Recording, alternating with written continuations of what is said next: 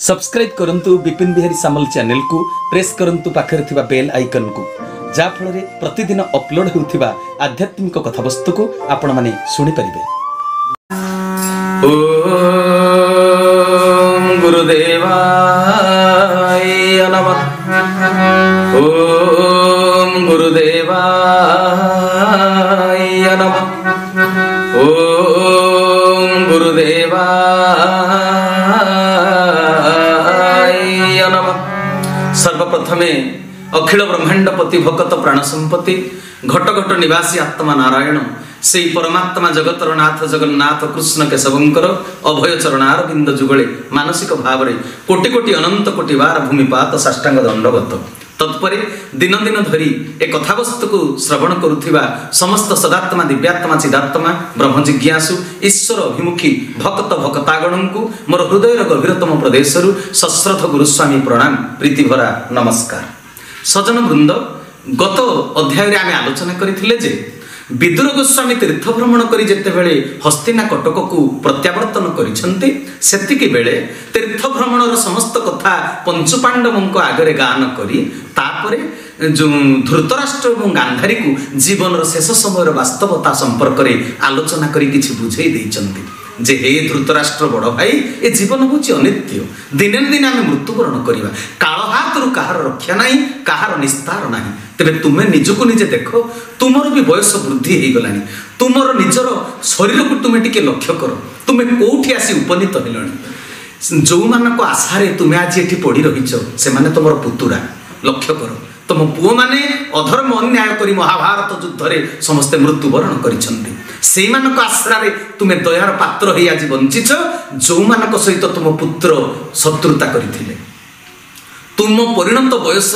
शरीर अवस्था को तुम्हें लक्ष्य कर तुम्हें मन पकाओ सब कथा ए वर्तमान पुतुरा मानकर दयार पात्र तुम्हें होकर बंचिच शकुनीर कुमंत्रणारे पड़ी तुम पुत्र दुर्योधन पांडव को केते हीनस्था न करिछि सते भीम को विष लड़ू दबा कथा न्याय थिबारु भीमर मृत्यु सीना है ना पुणी जो घर करी पोड़ी दबार जो योजना बांधी थिले कपट पोषा खेली कुलबधु को विवस्त्रा करिवार जो पाप अर्जन कले तुम्हें धृतराष्ट्र पुअर अन्याय को बरदास्त करी तुम्हें सम्मति जनईथिल सेतेबेले भगवान द्रौपदी को कोटि वस्त्र दे तार लज्जा को निवारण कले पांडव को तुम्हें वनवास देइछ मने पकाओ बड़ भाई एते दुख दे आज तुम्हें पति पत्नी तांकरी शरण रे दयारे बंचिछ चिंता करो पांडव अतीतर से निर्यातनार कहानी कौन भूली सारी बोली भावुच पुणी परिणत बयसर शरीर को तुम्हें लक्ष्य करो तुम्हें आउ राजउवास भितर रहिबा उचित कि तुमर शरीर अवस्था कौन हेलानी दिशंती दंत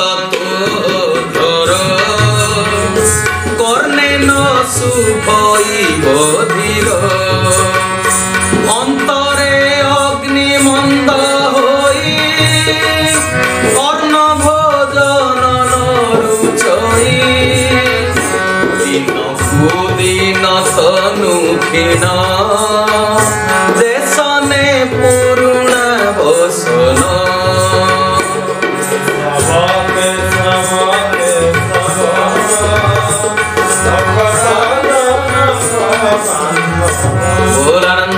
भगवान महात्मा विदुर कहते हे बड़ भाई तुम्हें निज शरीर को टिके लक्ष्य कर मुह आउ मांसाल ही तुम दिशुना तुम्हें गुलुगुलिया देखा जाऊना ओठ पतला हो दांत गुड़ाक सब ऊपर को देखा जाउछि आ दांत पाटी अधर तले ओठ तले लुचु नाही कान को भलरे शुभु नाही अग्निमांद्य दोषरु जहा खाइले जीर्ण जाऊ नाही हजम हो नाही पुरुणा लुगा जीर्ण हो गले जमिति चिरी चिरी जाए चिरीबार भय थाए ठीक सेमिति आज तुमर से अवस्था तुम शरीर आज पुरुणा ही जाइछि पुरुणा लुगा जमिति धरु धरु चिरी जीवार भय थाए सेमिति तुमर ए देह केते बेले मृत्युर शरण को जीव तार ठिकाना नाही कहि परिबो बड़ भाई शरीर वृद्ध हो गले मृत्यु निकट हो गले काहेकि आखि को दिसे नाही काहेकि कान को शुभे नाही खाइले हजम हुए नाही चालिबा को गोड़रे बल पाए नाही शेष समय रे गोटिए स्थान रे बसी मुख्य प्रदायक श्रीहरि को भजन करिबा पाई संसार कथा कान रे बाजिले मन विचलित हो आखि को भल देखा गले आखि संसार को देखी आसक्ति रे पड़िबो भल हजम हेले खाद्य लालसारे पड़ी आउ खाइबी चिंता करिवो पादरे चालिबा को बळ थिले अजता स्थान को जीवो अन्य सहित गुलिगप करने गोटे स्थान को अगम्य स्थान को गमन कर शेष समय ईश्वर निर्देश समस्त लालसा समस्त आसक्ति को त्याग कर जनक चिंतार बुड़ी जाओ। जीवन अतीत समय जी सांसारिक कर्म सहित पुणी श्रीहरि कर्म करी नहीं आखि कान पाद निस्तेज होला बेलू तार श्रीहरि आउ मने पड़े ना। तेणु सारा जीवन सतसंग करिवार आवश्यकता रही। हे धृतराष्ट्र तुम्हें जीवन सारा पुत्र कथारे परिचालित होइथिलो। तेणु जीवन सारा तुम्हें कहारी मंगल चिंता केबे करिना हो। राजउआस लोभरे राज सिंहासन लोभरे पुअर कथा को सम्मति जणै तुम्हें प्रति मुहूर्त रे केवल पाप ही करिथिलो। अन्याय अधर्मर सहायक होइच तुम्हें हे धृतराष्ट्र। एबे मुक्ति पाई भक्ति करो। वृद्धावस्था प्राप्त हेले निजर पुओ बहु मध्य पचारती नहीं ए संसार रे। एमाने तो पुतुरा बुढ़ा बुढ़ी हो गले शरीर कौन कार्य आउ करि पारे नहीं। बापा माँ अजा आई पुओ नाती कौन स्वार्थ साधन करि पारे नहीं वृद्ध शरीर। तेणु बापा माँ जेजे बापा जेजे माँ को सेवा देवा अଯଥା मने करती संसार लोक माने पुओ नाती माने। बापा माँ गुरुजन कर्तव्य परायणता बदान्यता अवदान को से भावती ना टिकी अंतर भितर स्मरण करती ना अंतर भितर। से भारतीय संस्कृति में 52 वर्ष वानप्रस्थ व्यवस्था रही। पुओ बहु घृणा करने पूर्व गृह त्याग कर एकांतवास को चली जावा उचित। ए संसार स्वार्थपर संसार स्वार्थ पूरण नहेले केही काहाकू भल पाती ना। तेणु अन्य माने तुमको घृणा करने पूर्व तुम्हें राजउआसर आसक्ति को त्याग कर वनवास निमंते उत्तराखंड चली जाओ। हे बड़ भाई धृतराष्ट्र तुम्हें मुक्तिर पथ देख। सजन वृंद एठारे गोटे कथा स्मरण कर देउछि। सत्य त्रेता द्वापर रे बापा मां प्रति पुओ झियो उदासीन नथिले सेवा करुथिले सेवापरायण थिले। द्वापर शेष होई जेतले कलिजुग प्रवेश कला एक कथा महात्मा विदुर जानी गले। धृतराष्ट्र को संसार कृतघ्नतार रीति कथा सेति पई सुनै देले जे वर्तमान कलिजुग प्रवेश कलानी। एठी बापा माँ भाई बंधु समस्त प्रति आंतरिक स्नेह का मन भितर रहिबो नाही।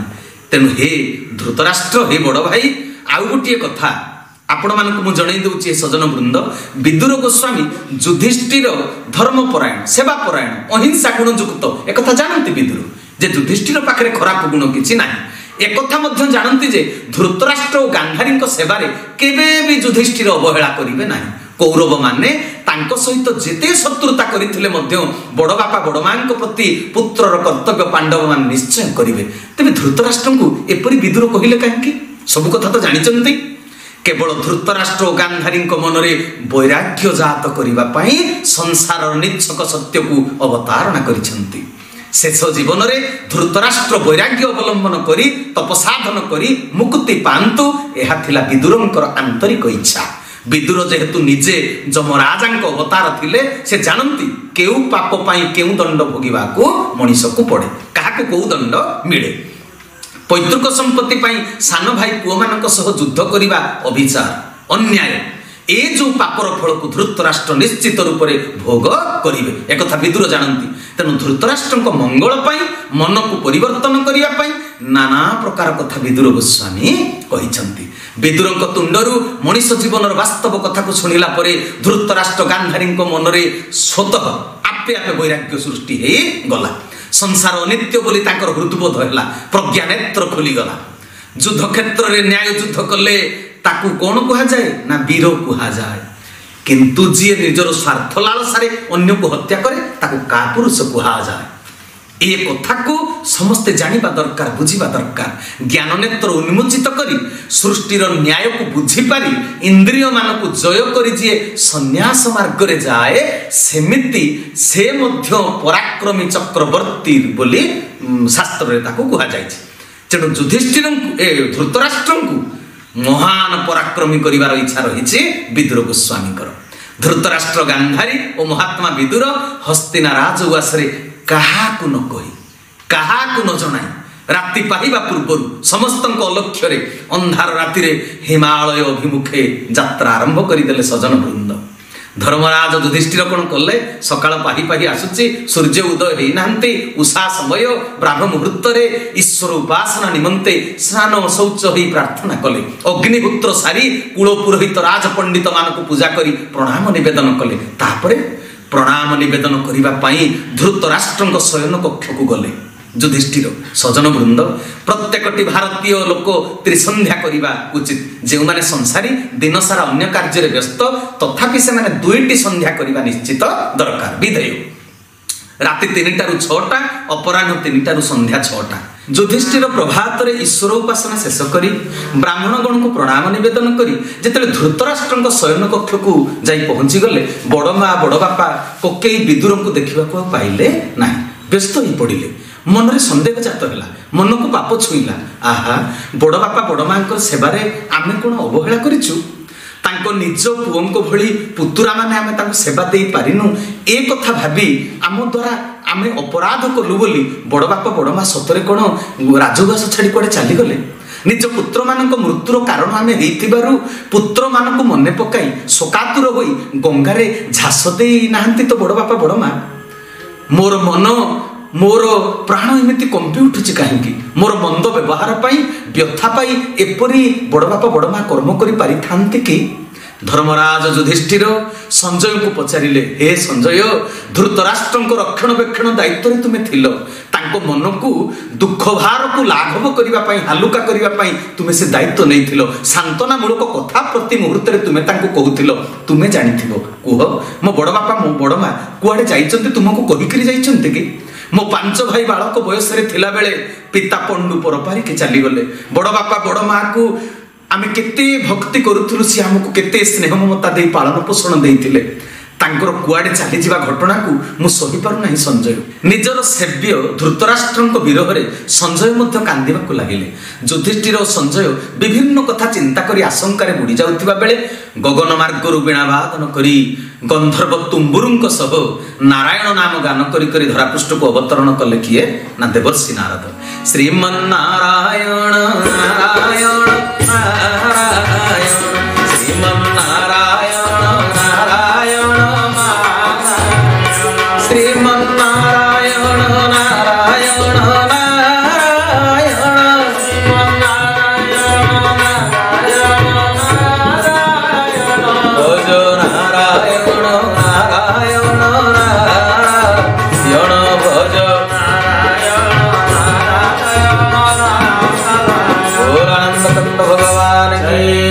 देवर्षि नारद से पवित्र प्रशांत प्रातः काल हस्तिना कटक को आगमन करिसंते युधिष्ठिर तो धर्मपरायण साधु संत महात्मा साधक गण को देखिले तांको भितर सेवा करिवार गोटे उत्सुकता आसी जाए नारद को पादार्घ्य दे आसन रे बसाइले आखिरु धार धार लुह बहि जाउची युधिष्ठिरंकर मनरे असुमारी दुख देवर्षि नारद को पचारिले हे ब्रह्मांक नंदन हे त्रिकालदर्शी नारद मोर बड़ बापा बड़ माँ धृतराष्ट्र और गांधारी उआस छाड़ी कुआडे चली जाइछंती देखंतु देवर्षि मु केते भाग्यहीन केते निरुपाय पिला बेलू बापा को हरैली बड़ बापा धृतराष्ट्र कोकेई विदुर पितामहंकर स्नेह श्रद्धा अनुकंपारू आमे 5 भाई बड़ होइछु शेष जीवन रे जे पुओ पुओ माँ बापा जेजे बापा जेजे माँ आदि गुरुजनक सेवा करिवार सुजोग न पाए तार केबे भी मुक्ति लाभ हुए नाही एहा शास्त्रर कथा निज बापा को हरैबा परे दुख आमे अनेक सहिछु से दुख आजिर दुख ठारू आहुरी कम थिला आजिर दुख से दिनर दुख ठारू आहुरी बड़ी बापा चली जाइथिले काल स्रोतरे आमर दुख नथिला जाहांको सेवा करी बाकी तक जीवन पुत्रर कर्तव्य संपादन करी थांती भाबिथिली से बड़ बापा बड़ माँ धृतराष्ट्र गांधारी एवं सान बापा विदुर मते न जणाई अंधकार रात्रि कुआडे अदृश्य हो जाइछंती तुमे त्रिकालदर्शी तुमे सब कथा जानिछ पृथ्वीर सब स्थान को तुम्हें विहार करि पार हे देवर्षि नारद मते अंतर खोली टिके कहि दियो वास्तव रे से माने कुआडे जाइछंती मते कृपा करि कहंतु से माने कुआडे गले से माने जीवित अछंती कि नाही जदि जीवित अछंती कोन करूछंती कोठी अछंती आम जीवन रे सेवार नौका रे पारी हेबार जो परिकल्पना करिथिली मो नाबकु तो आहुला थोई देई मो बड़ बापा कुआडे चली जाइछंती मो सेवार नाब आज बुड़ी जाइछि मते से माने अंध करि देइछंती हेले बड़ बापा धृतराष्ट्र निजे चक्षुहन केमिति भाबरे केउ स्थान रे से केमिति जीवन धारण करिसंती मते अविलंबे कहंतु देवर्षि नारद अपार भव समुद्र आपण वर्तमान मोर एकमात्र कर्णधार शांति प्रदायक युधिष्ठिरंकर अशांति और आशंका को दूर करने निमंते मोहमाया रहित विष्णु नित्य पार्षद नारद बुझाइबाकु लागिले। मनुष्य जीवनर वास्तव सत्य एवं ईश्वरଙ୍କ सृष्टिर ए विचित्रताकु वर्णना करिबाकु जाई कहउछन्ति देवर्षि नारद, धनुर्प शोक तू न कर, ईश्वर माया ए संसार,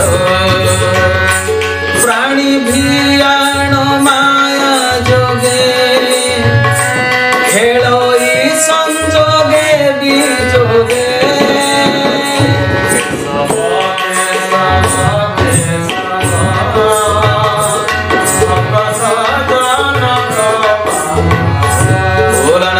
भगवान की। विदुर कहते हे धर्मराज युधिष्ठिर, तुम्हें भगवान श्रीकृष्ण अनुग्रह सृष्टि संबंधी अनेक सत्य संबंधी जानिछ, हेले कर्तव्य परायणता सेवा देवार मनोवृत्ति तुमर प्रबल होइतिबारु तुमे बड़ बापा बड़ मां को मने पकाई अजथारे व्यथित होछ।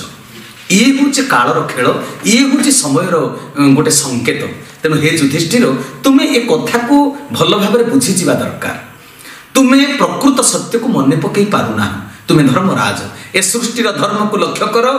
जीव ता निज आयतरे नाही, सबु से कालपुरुष ईश्वरंकर मायार खेल। सृष्टि को गतिशील कराइबा पई एवं जीव को तार पूर्व कर्मर फल भोग कराइबा पई जनक सहित से अन्य जन को जोग कराइछन्ति। संजोग विजोग मिलन विरह ये तो मायार खेल, ईश्वरंक खेल।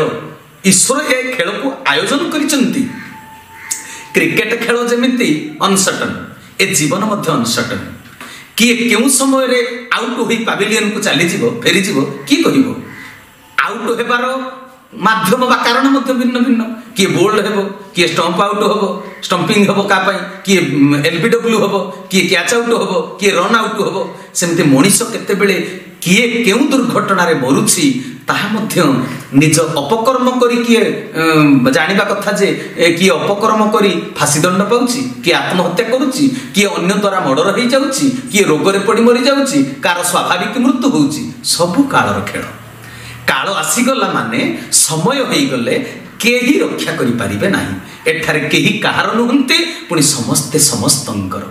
अभिनय रे लागि रहिथिबा पर्यंत कर्तव्य करिबाकू पड़े।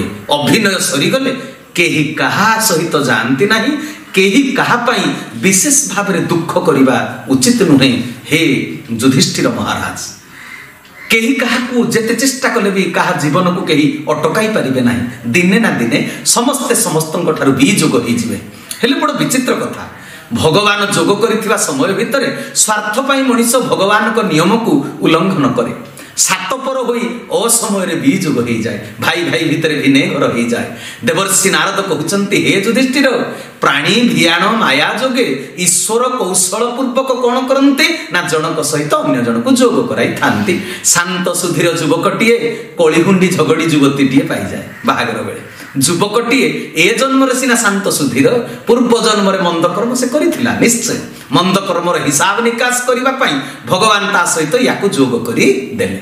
भल सती साध्वी शिक्षिता सेवापरायणा युवती सहित कौनसी लंपट मद्यप सहित कठोर निष्ठुर हृदय युवक सहित विवाह हो जाए। जीव को कर्मफल भोग करने ईश्वर संजोग विजोगर ए खेल लगाई। संसार रे कही कही पुओ बहु माँ बापा सेवा करने चाहूना।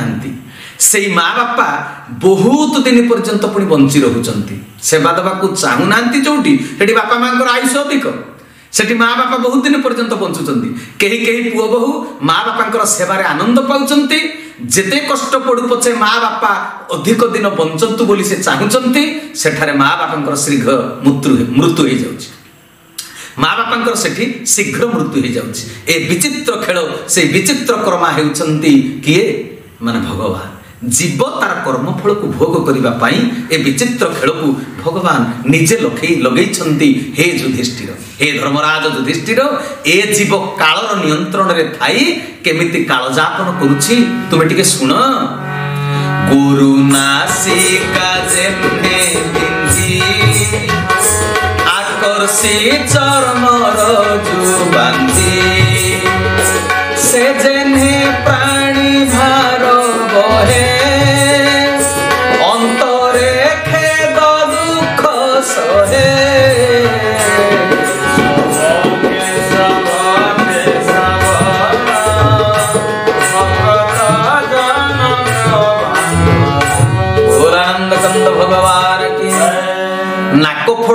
ରସି ବାନ୍ଧି ପଶୁକୁ ମାଲିକ ଯୁଆଡେ ଟାଣେ ପଶୁ ବାଧ୍ୟ ହୋଇ ସିଆଡେ ଯାଏ।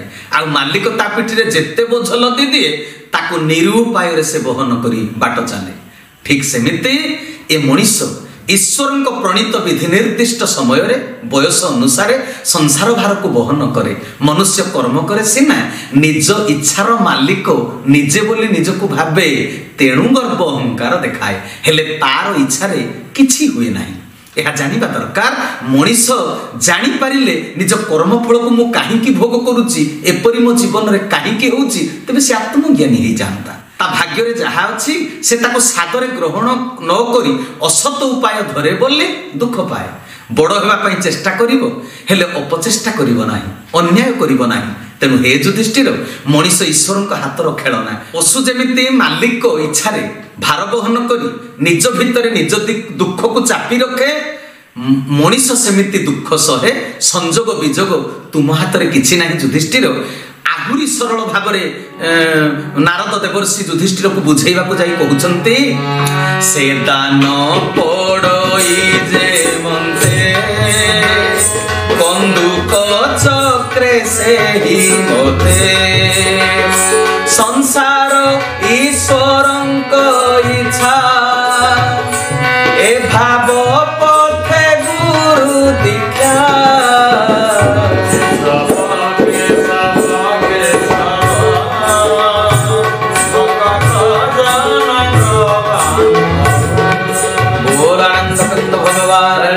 ପ୍ରଭୁଙ୍କର ସଦିଚ୍ଛା ପୂର୍ଣ୍ଣ ହେଉ ବୋଲାନନ୍ଦେ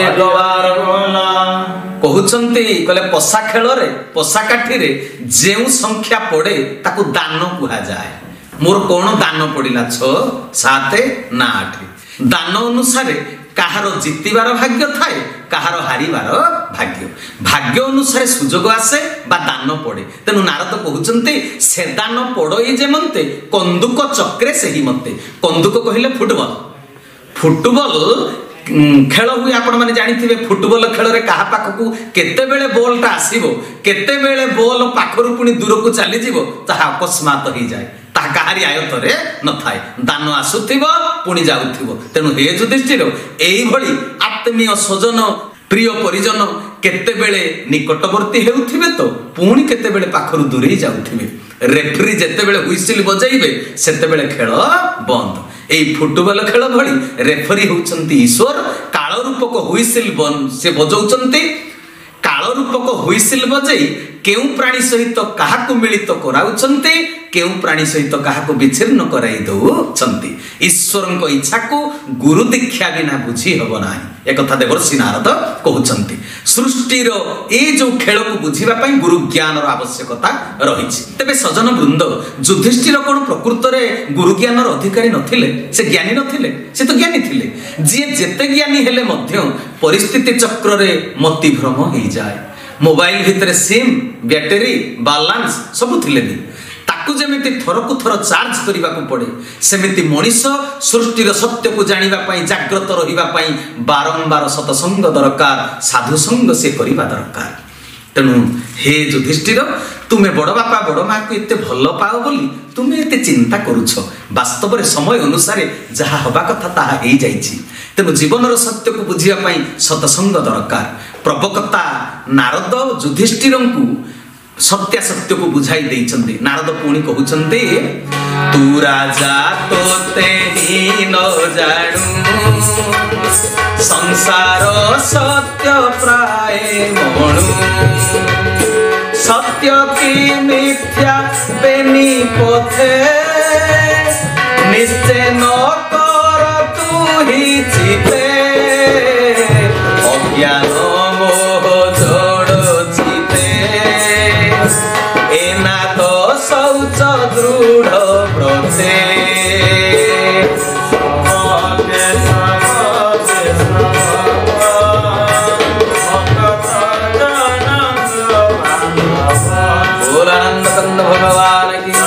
ଦେବର୍ଷି ନାରଦ କହୁଛନ୍ତି, ହେ ରାଜା ଯୁଧିଷ୍ଠିର, ତୁମେ ଆଜି ପର୍ଯ୍ୟନ୍ତ ନିଜର ପରିଚୟ ନିଜେ ପାଇଛ କି?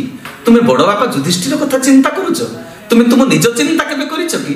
ନିଜକୁ ନିଜେ ଜାଣିଛ କି? କାଳ ସ୍ରୋତରେ ତୁମେ ଆଉ ନିମିଷକ ପରେ କେଉଁଠିକି ଭାସିଯିବ ସେ ଠିକଣା ତମ ପାଖରେ ଅଛି?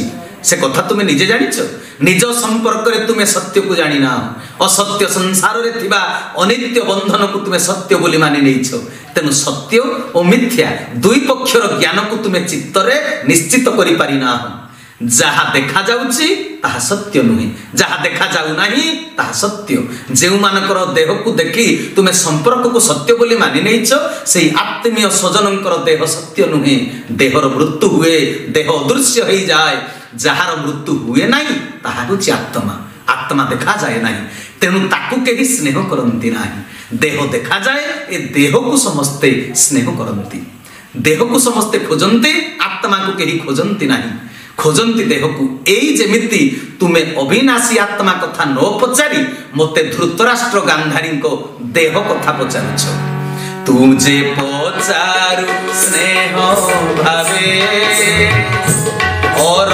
नेके मते बंचिबे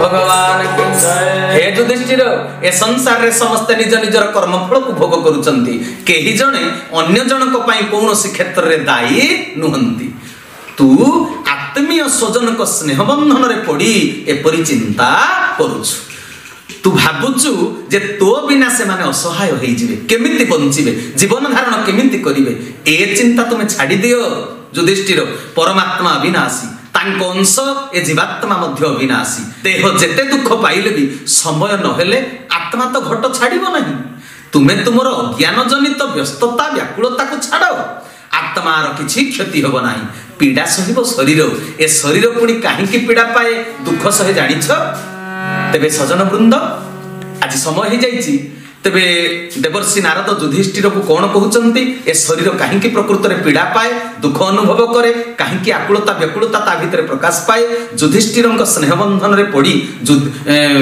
धृतराष्ट्रଙ୍କ स्नेह बंधन रे पड़ी युधिष्ठिर एमिति भाबुचंती काहेकि नारद देवर्षि जहा कहिले परवर्ती अध्याय रे पुणी तार आलोचना आमे जारी रखिबा तेबे आजिर कथावस्तु को समय अनुसार एठी विश्राम देउछि हरि ओम तत्सत हरि ओम तत्सत हरि ओम तत्सत श्री केशवार्पणमस्तु श्री केशवार्पणमस्तु श्री केशवार्पणमस्तु श्री केशव शरणम श्री गुरुस्वामी शरणम श्री चरमनाथ शरणम समय अनुଯାୟୀ ସମସ୍ତଙ୍କୁ ବିଦାୟ କାଳୀନ ସପ୍ରେମ गुरुस्वामी प्रणाम प्रीति भरा नमस्कार।